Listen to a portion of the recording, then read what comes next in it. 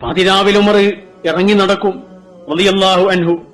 ഖലീഫയായിരുന്ന കാലത്ത് പോലും പാതിരാവിൽ ഇറങ്ങി നടക്കുമ്പോ, ഒരു ദിവസം അദ്ദേഹത്തിന്റെ സുഹൃത്തായ അസ്ലമിന്റെ കൂടെ ഇറങ്ങി നടക്കുമ്പോ അങ്ങ് ദൂരെ ഒരു ചെറിയ ഇത്തിരി വട്ടം കാണുന്നുണ്ട്. അദ്ദേഹം ആ വെളിച്ചം കണ്ടിടത്തേക്ക് ചെന്നു. സലാം പറഞ്ഞു. ഒരു ചെറിയ കുടിലാണ്.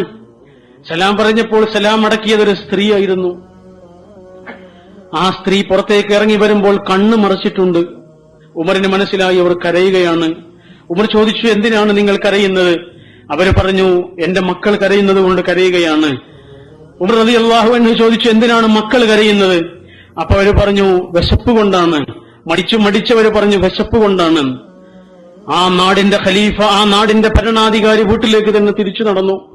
ഒരു ചെറിയ ചാക്ക് നിറയെ ആട്ടപ്പൊടി നിറച്ചിട്ട് അത് സ്വന്തം തോളിലേറ്റിയിട്ട് ആ സ്ത്രീയുടെ വീട്ടിലേക്ക് തന്നെ, കിലോമീറ്ററുകൾ നീളമുള്ള വീട്ടിലേക്ക് തന്നെ തിരിച്ചു വന്നിട്ട് ആ സ്ത്രീയോട് പറഞ്ഞു, കുറച്ചു നേരം അടുക്കളയിൽ നിന്ന് നിങ്ങളൊന്ന് മാറി നിന്ന് തരണം എന്ന് പറഞ്ഞു.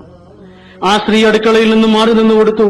ആ നാടിന്റെ ഭരണാധികാരി, പേർഷ്യയും റോമും ഉമർ എന്ന് കേട്ടാൽ നട്ടെല്ല് പറക്കുന്ന ഒരു കാലത്ത് ആ നാടിന്റെ ഭരണാധികാരിയാണ് സാധാരണക്കാരിയായ ഒരു സ്ത്രീയുടെ അടുക്കളയിൽ കയറിയിട്ട് ആ സ്ത്രീക്കും ആ സ്ത്രീയുടെ കുഞ്ഞുമക്കൾക്കും ഭക്ഷണം ഉണ്ടാക്കി കൊടുക്കുന്നത്.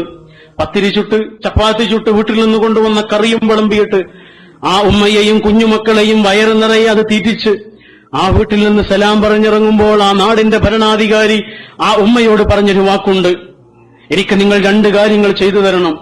ഒന്നാമത്തെ കാര്യം, ഞാൻ ഈ ചെയ്തു തന്ന കാര്യമുണ്ടല്ലോ, അത് നിങ്ങളൊരാളോടും പറയരുത്. എനിക്കത് പൊരുത്തമില്ല. ഞാൻ ചെയ്യുന്ന ഒരു നല്ല അമല് പരസ്യമാകുന്നത് എനിക്കിഷ്ടമല്ല. അതുകൊണ്ട് ഒരാളോടും നിങ്ങൾ പറയരുത്. രണ്ടാമത്തെ കാര്യം, നിങ്ങൾ സ്വകാര്യമായിരുന്നു നിങ്ങളുടെ പടച്ച തമ്പുരാനോട് പ്രാർത്ഥിക്കുമ്പോ ഈ പാവപ്പെട്ടവന് വേണ്ടി കൂടി ഒന്ന് പ്രാർത്ഥിക്കണം.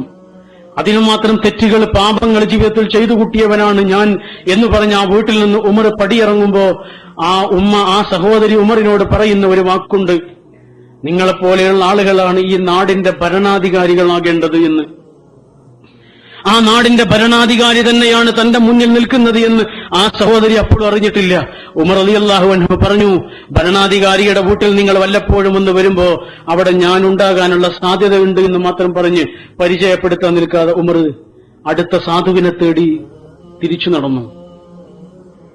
ഇതാണ് ഉമർ. ആ നാടിന്റെ ഭരണാധികാരിയായിരുന്നു അത്.